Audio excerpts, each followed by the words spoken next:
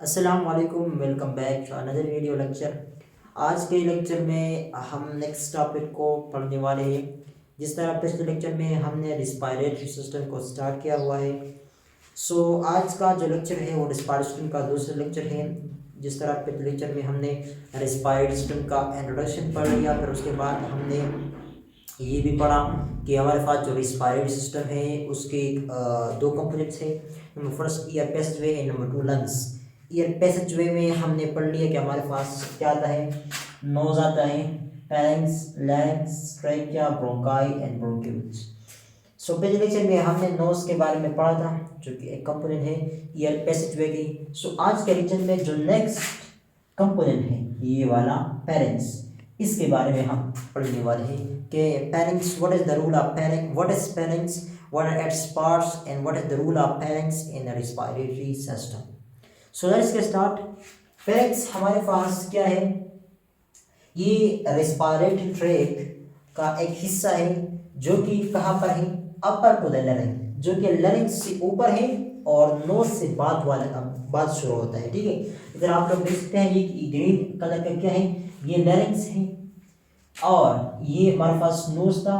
तो ये बीच वाला जो पार्ट है जो ब्लैक पर मैंने शो किया है, ये क्या है, ये पैरेंक्स है। ठीक है, so it means it is located upper two the larynx and below from the nose. इसके बाद जो पैरेंक्स है इसके लिए आप लोग इंट्रोडक्शन में ये भी लिख सकते हैं कि इट इज ए ट्यूब। ये क्या है, एक सुराख है, एक पाइप से स्ट्रक्चर है। और ज़रूर सी बात, चूँकि पाइप है तो पाइप के दो सरे होते हैं, एक सर और दूसरा सर। इसके भी दो सरे हैं, एक को हम अपर एंड कहते हैं, दूसरे को हम लोअर एंड कहते हैं। अब इसका जो अपर एंड है ये कहाँ पर है, number first point, it is located below the school, ये स्कल के नीचे है।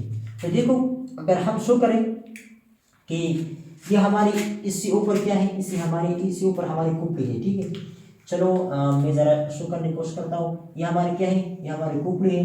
ठीक है, ये हमारा पूरा हेड वाला रीजन है। ठीक, ये को है क्या है, ये खोपड़ी है। अब खोपड़ी की जस्ट बीनीथ ये वाला रीजन आता है ना, अब ये क्या है, ये पैरेंक्स है। इसलिए वी से it is located below the school. ये पॉइंट क्लियर हो गया, it is located below the school. दूसरा पॉइंट है इट इज वाइडर। अब यहाँ पर हम आते हैं इस डायग्राम की तरफ। ये यहाँ से लेकर यहाँ तक ये पूरा क्या है, ये पूरा जो रीजन है ये पैरेंक्स का रीजन है। अब इसका जो अपर इन है वो ये वाला है, इसका जो लोअर इन है वो ये वाला है। अब अपर इन ये है, it is located below the school. इसे ऊपर वाला रीजन क्या है, ये स्कल हो गया। अब इसको आप लोग देख सकते हैं, ये क्या है, ये वाइडर है, जरा वसील है। इस नीचे रीजन के मुकाबले में क्या है, ये वसील है। So therefore we say that upper in is wider and it is located below the skull. यहाँ पर स्कल हो गया, सो यहाँ पर क्या है, ये पैरेंक्स है। ठीक है, सॉरी अपर इन ऑफ पैरेंक्स, पैरेंक्स तो पूरा है। इसके बाद हम आते हैं लोअर इन की तरफ, ये वाला। लोअर इन के बारे में पहले कहा गया है it is narrow. So you can see that comparatively इसके मुकाबले में ये नीचे वाला जो रीजन है, यहाँ पर जूम इन करें, ये नीचे वाला जो रीजन है ये क्या है, ये ज़रा नैरो है। So if you zoom in eight here, ये नीचे वाला रीजन जो है क्या है, ये नैरो है मुकाबले में इस अपर वाली इन की। लोअर इन के पहला पॉइंट क्या हो गया, नैरो। ये नैरो है एट C6। C6 क्या है, ये सर्विकल वर्टिब्रा है। और ये इंडिकेट पॉइंट ऑफ व्यू से बहुत इंपॉर्टेंट एमसीक्यूज है। ये पूछा जा सकता है कि लोअर इन ऑफ पैरेंक्स कहाँ पर है, C6। जो हमारे पास जो सर्विकल वर्टिब्रे होते हैं ना, उसके जो 6 वाला वर्टिब्रा है, क्योंकि आप लोग जानते हैं कि हमारे पास जो सर्विकल वर्टिब्रा है उसके नंबर क्या है, उसके जो 6 वाला वर्टिब्रा है उसी पोजीशन पर क्या है, हमारे पास लोअर इन ऑफ पैरेंक्स है। ठीक है, इसके बाद एक और पॉइंट है separation of oesophagus. This is the most important point. यहाँ पर लोअर इन जो है, लोअर इन यहाँ पर क्या हुआ है, यहाँ पर हमारे पास जो पैरेंक्स हमारे पास जो इसोफेगस है और जो ट्री के हैं वो एक दूसरे से अलग हो जाते हैं। ठीक है, this is the most important point. कौन से इंपॉर्टेंट पॉइंट हो गई, जो लोअर इन है वो एट C6 सिचुएशन है। दूसरा point at is located at a point where esophagus is separate from the trachea. सही। नेक्स्ट पढ़ते हैं इसके पार्ट्स। सो फेरिंग्स की मेजर 3 पार्ट्स हैं और वो आप लोग डायग्राम से नोट कर सकते हैं। यहाँ पर जूम इन करें, ये अपर वाला जो पार्ट है जो मैंने ब्लू से शो किया है, ठीक है, इस पार्ट का अलग नाम है। ये ग्रीन कलर से जो मैंने शो किया है इसका अलग नाम है।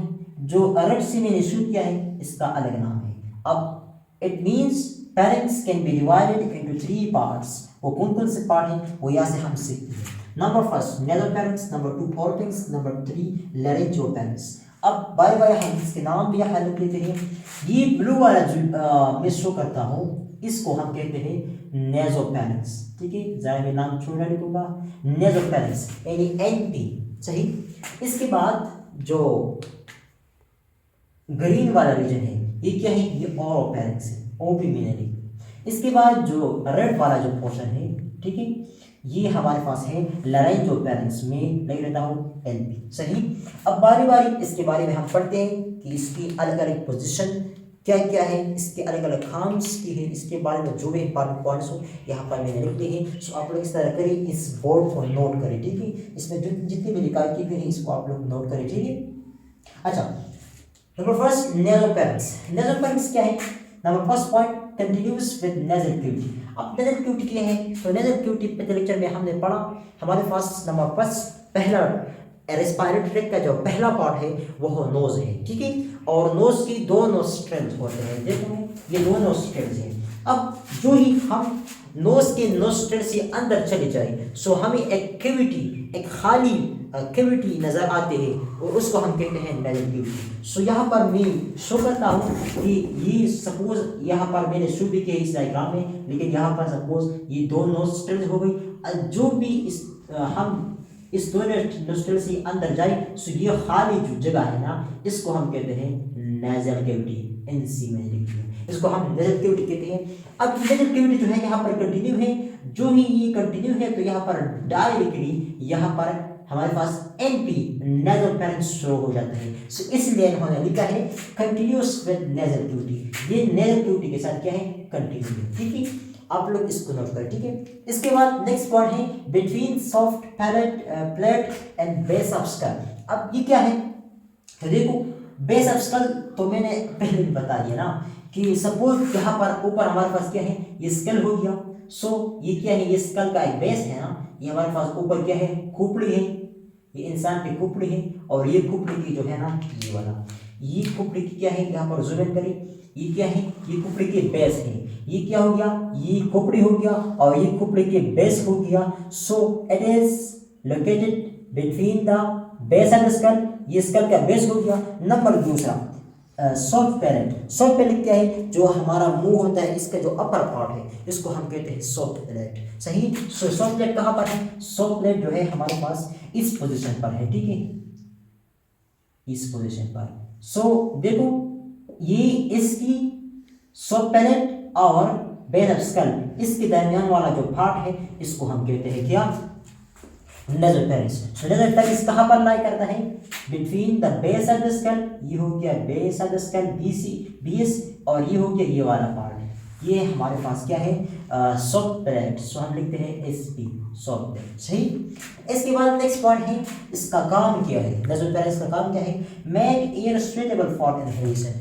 चूंकि हमने पिछले लेक्चर में बताया कि नेजल क्यूटी जो होते हैं, नोज जो होते हैं ना, उसका काम है ईयर को मॉइस्चर करना, ईयर का टेम्परेचर रेगुलेट करना, ईयर को क्लीन करना, मतलब ईयर को सुइटेबल फॉर इनहेलेशन बनाना। क्योंकि हमने यहाँ पर बताया कि it is continuous with nasal cavity, ये जो नेजल फेरिंक्स है ये नेजल क्यूटी के साथ कंटिन्यू करता है। सो इसका काम भी वही है जो नेजल क्यूटी परफॉर्म करते हैं, यानी it means it also perform the function of some kind of ear cleaning, ear regulating temperature. So it means that it make the ear suitable for inhalation. इसका यही काम है, चूंकि नेजल क्यूटी के साथ कंटिन्यू है इसलिए इसका भी काम वही है जो नेजल क्यूटी परफॉर्म करता है, ठीक है।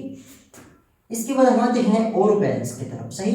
ओरो यहाँ पर एक लफ्ज़ आप लोग नोट करें, नेजो, चूंकि ये नेजो है so it mean it is a part which is located in proximity and beside the nasal cavity। ये nasal cavity के पास ही यहाँ पर ओरो का लफ्ज़ इस्तेमाल किया। सो आप लोग ओरो से अंदाज़ा कर सकते हैं, ठीक है, ओरो से अंदाज़ा कर सकते हैं कि ये जो पेरेंट्स का जो पार्ट है, ये हमारे पास जो ओरल कैविटी, जो हमारे पास बक्खल कैविटी, हमारी जो माउथ कैविटी है, इसके अप्रोक्सीमेटली, इसके बेसाइड ये वाक़ होगा, ठीक है।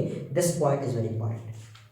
इसके बारे में कहा गया है at the level of mouth. So मैंने बता दिया ना, ओरो का लफ्ज़ माउथ मतलब माउथ को मुखातिब करता है, इसलिए eight the level of mouth is located है। और आप लोग यहाँ नोट कर सकते हैं जो ग्रीन पोर्शन है ये हमारे पास क्या है, जो मैंने ये शो किया है, ये हमारे पास क्या है, माउथ है, ठीक है। ये मैंने क्या शो किया है, ये हमारे पास माउथ है, माउथ कैविटी। अब ये माउथ कैविटी के साथ साथ ये जो ग्रीन पोर्शन वाला है, ये क्या है, जो ग्रीन पोर्शन वाला, ये मैंने लिखा है ओपी ओरोपेंस, सही। नेक्स्ट एनवॉल्व, इसका काम क्या है। सो इसका काम क्या होगा, आप लोग खुद अंदाजा कर लें। मुंह के साथ, मुंह पर हम क्या करते हैं, हमारा जो मुंह है ना, इस पर हम क्या करते हैं, इस पर हम करते हैं कि हम खुराक खाते हैं, और जो ही हमारी जो थालू है वहाँ पर पहुँच जाए तो क्या होता है, असल में क्या है, वो तालू है। यहाँ पर क्या होगा, यहाँ पर स्वालो होगा, यहाँ पर हम जो नवाला है उसको स्वालो करते हैं। So it means it is involved in action of swallowing. Ear भी इससे अंदर जाता है, ईयर तो अंदर जाता है इससे, लेकिन इसका एक्स्ट्रा काम क्या है, जो नेज़ोफेरेंस का काम नहीं था। इसका एक्स्ट्रा काम क्या है, जो नेज़ोफेरेंस का नहीं था बल्कि ओरोफेरेंस का है, वो है एक्शन ऑफ स्वालिंग। जो ही हम खुराक खाते हैं यहाँ से, यहाँ पर ये खुराक है, ठीक है। सो ये खुराक जो है यहाँ से ही पास हो जाता है, ठीक है। इसके बाद जो थर्ड वाला पार्ट है वो है लैरिंजोफेरेंस। लैरिंजोफेरेंस क्या है, सो आप लोग नाम से भी इसको अंदाजा कर सकते हैं कि it is the part of pharynx which is located in approximately beside the larynx. मतलब ये लैरिंक्स के आसपास में वाक़ है, और इससे जो लैरिंक्स है इससे एक्सटेंड हो जाता है, ठीक है। सो आप लोग इस लैरिंजो वर्ड से नोट कर सकते हैं, ठीक है। इसके बाद क्या लिखा गया है, लिखा गया है पोस्टीरियर मोस्ट पार्ट। सो पोस्टीरियर ये सबसे जो पीछे वाला हिस्सा है फेरेंक्स का वही है, सबसे इंफीरियर, सबसे पोस्टीरियर वाला पार्ट है, ठीक है। आप लोग नोट कर सकते हैं सबसे पोस्टीरियर पार्ट है ना। इसके बाद दिए गए हैं from height to cricoid cartilage. अब यहाँ पर इसकी लेंथ के बारे में ये बताता है कि इसका लेंथ कितना है। तो इसका लेंथ है हाइट कार्टिलेज से लेकर क्रिकॉइड कार्टिलेज तक। सो यहाँ पर हमारा क्या है, यहाँ पर हमारे पास यहाँ पर कार्टिलेज है इसी पॉइंट पर, उसको हम कहते हैं क्या, उसको हम कहते हैं हाइट कार्टिलेज।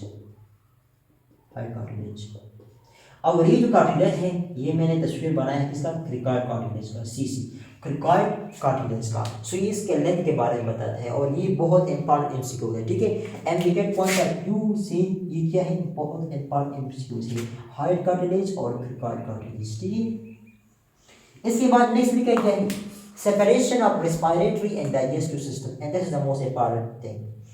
कि हम कहते हैं कि फेरेंक्स जो है वो हमारे पास दोनों respiratory as well as digestive दोनों ट्रैक में शामिल है, लेकिन इस फेरेंक्स के बाद क्या होता है, रेस्पिरेटरी ट्रैक अलग रास्ते पर जाते हैं, यानी उसके बाद लैरिंक्स शुरू हो जाते हैं, जबकि जो डाइजेस्टिव ट्रैक है उसका एसोफेगस वाले पार्ट शुरू हो जाते हैं। सो इसलिए ये काम कहाँ पर होता है, ये सेपरेशन, ये फेरेंक्स की न नेज़ोफेरेंक्स में होता है न ओरोफेरेंक्स में होता है, ये लैरिंजोफेरेंक्स में होता है। This is the part where the digestive and the respiratory tract separate from each other. और ये भी बहुत इंपॉर्टेंट एमसीक्यूज है, ठीक है। ये भी आ सकते हैं एमसीक्यू में कि वो कौन से पार्ट है फेरेंक्स का जहाँ पर हमारे पास डाइजेस्टिव और रेस्पिरेटरी एक दूसरे से अलग हो जाते हैं, ठीक है। ये बहुत इंपॉर्टेंट चीज़ है, और आप लोग यहाँ पर देख भी सकते हैं। ज़रा यहाँ पर जूम इन करें, मैं इसी आप लोगों को बताता हूँ कि जो ही हमारे पास जो नवाला है वो यहाँ से मुंह से पास हो जाए तो यहाँ पर क्या शुरू हो जाता है, यहाँ पर हमारे पास लैरिंजोफेरेंस वाला पार्ट शुरू हो जाता है। मैंने लिखा है एलपी, इसकी पीछे पोस्टीरियर पार्ट है, ये हमारे पास सामने है, इसे जो पोस्टीरियर वाला पार्ट है यहाँ पर वो क्या है, वो हमारे पास शुरू हो जाता है एसोफेगस का पार्ट, ठीक है। यहाँ पर क्या है, एसोफेगस का part. So this is the point, ये लैरिंजोफेरेंस वही पॉइंट है जहाँ पर एसोफेगस, यहाँ पर डाइजेस्टिव ट्रैक अलग हो जाता है, एसोफेगस में कम हो जाता है, जबकि रेस्पिरेटरी ट्रैक जो है वो इसे नीचे लैरिंक्स में कन्वर्ट हो जाते हैं, ठीक है। और यहाँ पर दोनों ट्रैक क्या करते हैं, डाइवर्ट कर जाते हैं। इसके बाद हम फंक्शन की तरफ आते हैं, मतलब एज ए होल फेरेंक्स का काम क्या है।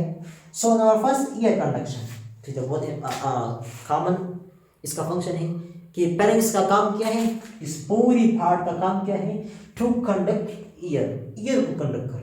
नंबर दूसरा swallowing, and this is also a part function कि and this is what we say that pharynx is involved in both digestive as well as respiratory tract। तो यहाँ पर आप नोट करें ये swallow का काम जो है ये respiratory tract का है, जबकि ईयर कंडक्शन सॉरी ये किसका काम है, ये digestive tract का काम है, जबकि ईयर कंडक्शन का काम क्या है, ये respiratory tract है। and that's what we say that pharynx is involved in both digestion as well as respiration। okay, इसके बाद common for both digestion and respiration, ये बात तो हमने बहुत ज़्यादा रिपीट कर दिया। सो ये था हमारे पास पेरेंट्स के बारे में लेक्चर। इसमें आप लोग एमसीक्यूज नोट करें, कौन कौन से एमसीक्यूज नोट करें, इंडिकेट पार्ट ऑफ द ये वाला एमसीक्यूज बहुत अहम है। एट C6 कि हमारे पास जो पेरेंट्स का जो लोअर एंड है वो कहाँ पर वाक़ है, एट सर्विकल वर्टिब्रा नंबर 6। इसके बाद ये वाला एमसीक्यूज बहुत अहम है, वाइडर कि जो पेरेंट्स है उसका अपर इंड जो है वो क्या है, वाइडर है, जबकि इसका निचले वाला इंड जो है वो नैरो, ये भी बहुत इंपॉर्टेंट। इसके बाद हमारे पास कुछ और एमसीक्यूज भी आ है, वो ये है कि higher cartilage, cricoid cartilage and where the digestive and respiratory tract separate from each other at the laryngeals। ये बहुत important एमसीक्यूज है डेलिकेट पॉइंट ऑफ व्यू के लिए। सो wish you best of luck for your coming exam and indicate। So channel को subscribe, like और share करना मत भूलिए।